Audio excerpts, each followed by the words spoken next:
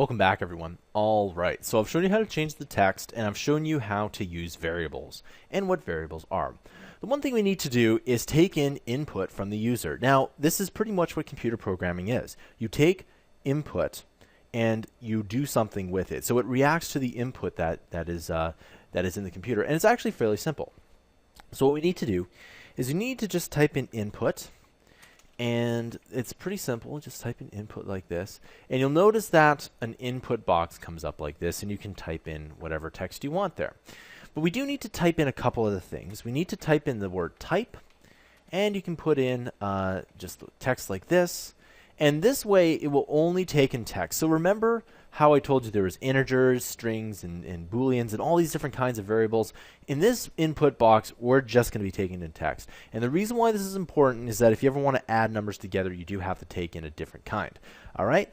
The second thing we need to do is need to add in an ID. So we're going to go ID equals, and then add those two apostrophes there.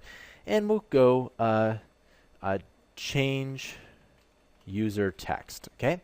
So we'll just go ahead and we'll do that here. Now, what we need to do is, what will happen is that once we go ahead and put in some text here, we need to find this ID here. Now, I'm just going to go to the JavaScript here. Now, you might be thinking that we could just add in another document.getElementID, etc.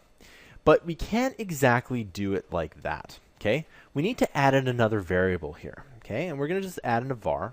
Okay, and we're going to call this change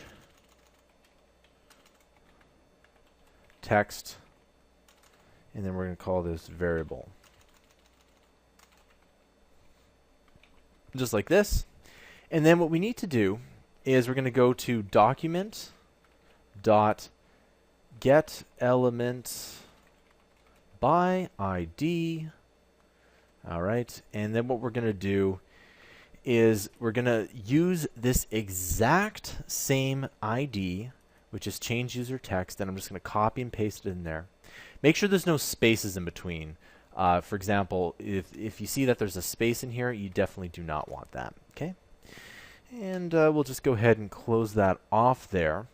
And the only other thing you need to do is type in .value. Okay, so now change text variable is now equal to whatever we put in there. Okay.